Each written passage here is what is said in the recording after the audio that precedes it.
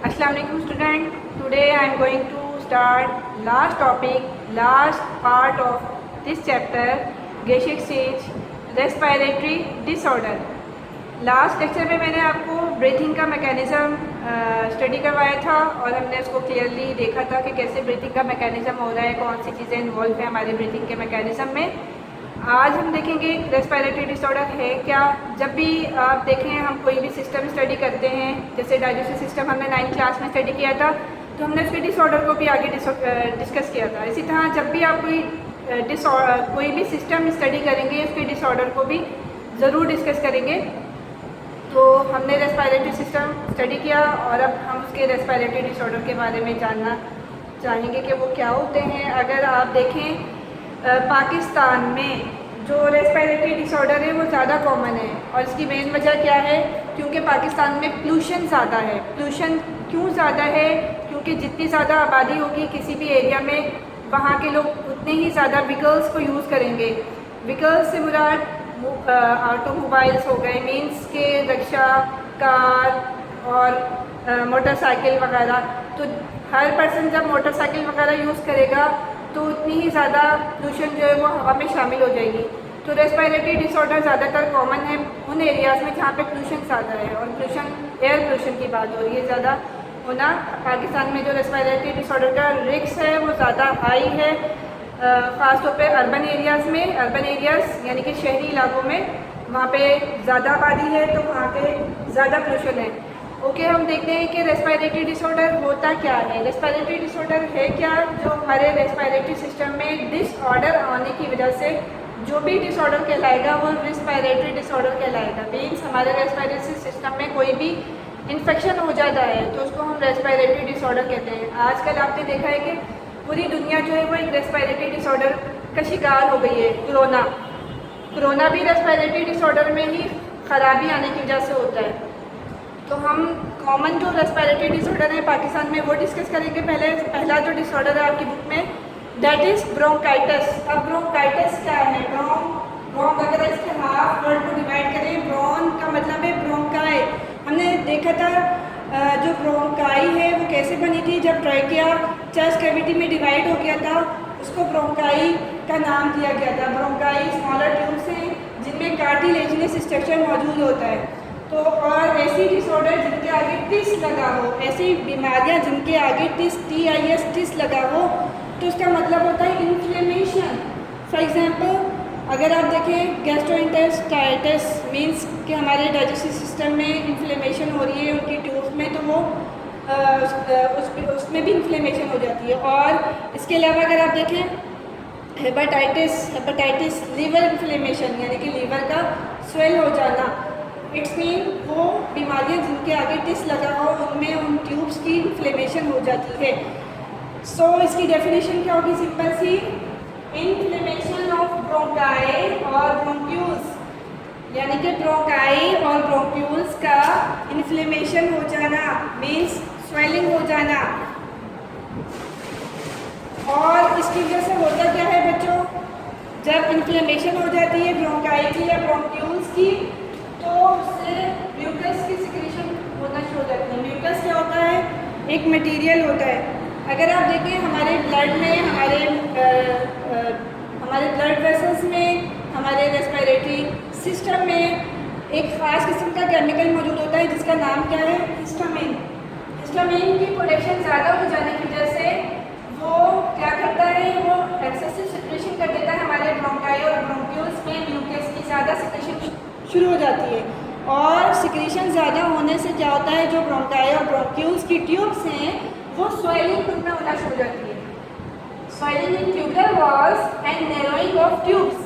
जब स्वेलिंग ज़्यादा हो जाएगी, सिक्रीशन ज़्यादा हो जाएगी, तो क्या होगा, जो ट्यूब्स थी नॉर्मल उसका जो साइज़ था वो नैरो होना शुरू हो जाएगा। यहाँ पे देखिए डायग्राम मैंने बनाई है, ये एक नॉर्मल ब्रोंकाई की ट्यूब्स हैं, इसमें कोई सिक्रीशन नहीं हो रही। लेकिन वो शख्स जो ब्रोंकाइटिस का शिकार हो गया है तो वहाँ पर देखिए उसका जो रास्ता है हवा के गुजरने का वो तंग हो गया है due to secretion of mucus. Mucus जो है वो यहाँ पे जमा होना शुरू हो जाएगा और वो रास्ता जो है वो उसका डायमीटर जो है वो नैरो होना शुरू हो जाएगा ट्यूब्स का। ओके, अगर हम देखें कि इसके काजेज़ क्या हैं, जब भी आप कोई डिसऑर्डर डिस्कस करेंगे तो सबसे पहले आप उसकी डेफिनेशन को डिस्कस करेंगे, उसके काजेज़ देखेंगे, सिम्टम्स देखेंगे, और अगर कोई टाइप्स है तो वो देखेंगे, एंड ट्रीटमेंट देखेंगे लास्ट में। तो डिफाइन आपको क्लियर हो गया है बच्चों। अब हम काजेज़ की तरफ बढ़ते हैं कि वो कौन सी चीज़ें हैं जो इस बीमारी का सबब बन रही है। तो पहला जो काज है वो है वायरस, यानी कि कोई भी वायरल इन्फेक्शन हुआ है तो वायरल इन्फेक्शन या वायरस के बॉडी में एंटर होने की वजह से भी रेस्पिरेटरी डिसऑर्डर हो जाता है, कोई ख़ास किस्म का वायरस।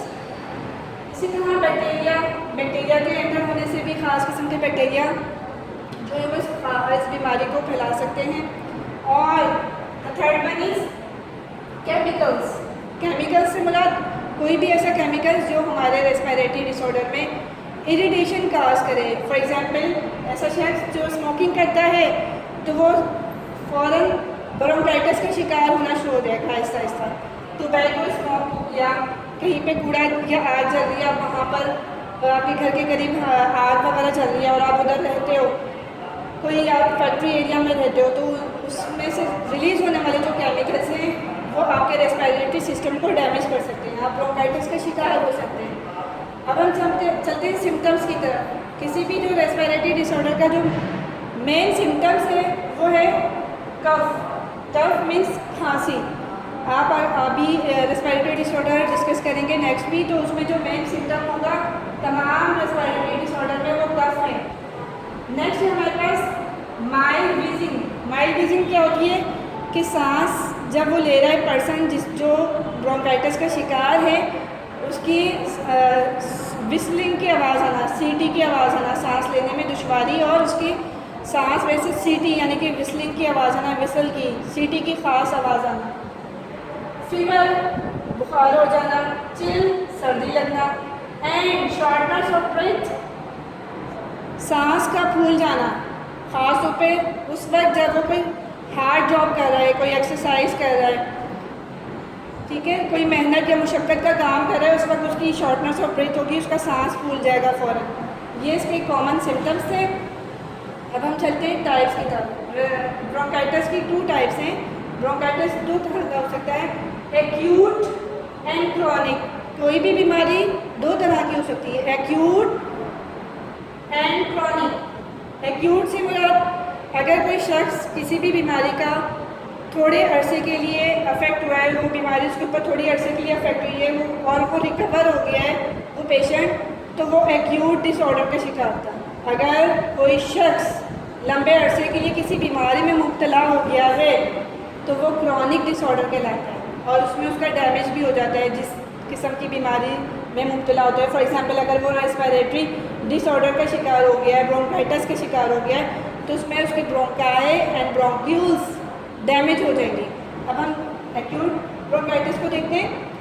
इट लास्ट अबाउट, यानी कि रहती है उस शख्स के अंदर 2 वीक्स, एटलीस्ट वो 2 हफ्तों तक एक्यूट ब्रोंकाइटिस का शिकार हो सकता है कोई भी शख्स, और अगर उसने ट्रीटमेंट नहीं ली तो वो एक्यूट ब्रोंकाइटिस जो है वो क्रॉनिक ब्रोंकाइटिस में चेंज हो सकता है।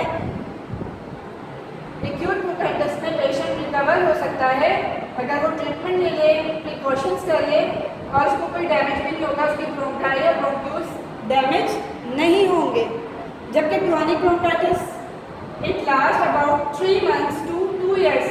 ये 3 मंथ से लेकर किसी भी शख्स में 3 मंथ्स का भी ब्रोंकाइटिस हो सकता है, और अगर वो ट्रीटमेंट नहीं कर रहा तो वो 3 मंथ से बढ़कर 2 ईयर्स तक उस बीमारी का शिकार हो सकता है। और ऐसे पेशेंट में क्या होता है, उसकी जो ब्रोंकाई या ब्रोंक्यूल्स की ट्यूब्स होंगी उनमें क्रॉनिक इन्फ्लेमेशन हो जाएगी, लंबे अरसे के लिए वो स्वेलिंग हो जाएगी उसकी ट्यूब्स में। और ऐसे लोग ख़ास तौर पर जो 45 ईयर्स के हैं या अबव 45 ईयर्स हैं, उनको क्रॉनिक डिसऑर्डर होने का बहुत ज़्यादा रिस्क होता है। जैसे कि आपने देखा होगा कि कोरोना भी जो है ख़ास तौर पे उन लोगों में ज़्यादा कॉमन हो रही है जो 50, 60 या इससे अबव एज के हैं, उनमें ज़्यादा जो है ये बीमारी कॉमन हो रही है, क्योंकि उनमें इम्यून सिस्टम जो है वो वीक होना शुरू हो जाता है। ओके, नेक्स्ट हम देखते हैं ट्रीटमेंट की तरफ। आपकी बुक में ट्रीटमेंट के बारे में नहीं बताया, लेकिन आप ये बता सकते हैं कि कोई भी जो डॉक्टर है वो किसी भी ऐसे शख्स को जो ब्रोंकाइटिस बीमारी का शिकार हो, उसको एंटी इन्फ्लेमेटरी मेडिसिन देगा या एंटीबायोटिक्स देगा ताकि वो रिकवर हो जाए। और एक बात जहन में रखें, इन्फ्लेमेशन, फीवर एंड पेन, ये 3 वर्ड्स ऐसे हैं जिनको आप बीमारी नहीं कह सकते। अलबत्ता आप इनको कह सकते हैं, किसी भी शख्स में 3 चीज़ें होंगी तो वो किसी बीमारी के सिम्टम्स हैं, यानी कि कोई बीमारी शुरू होने की सिम्टम्स हैं ये 3 चीज़ें, inflammation, fever and pain. Hope so आपको लेक्चर की अंडरस्टैंडिंग हो गई होगी। इंशाल्लाह फिर हाजिर होंगी नेक्स्ट लेक्चर के साथ। अल्लाह हाफिज़।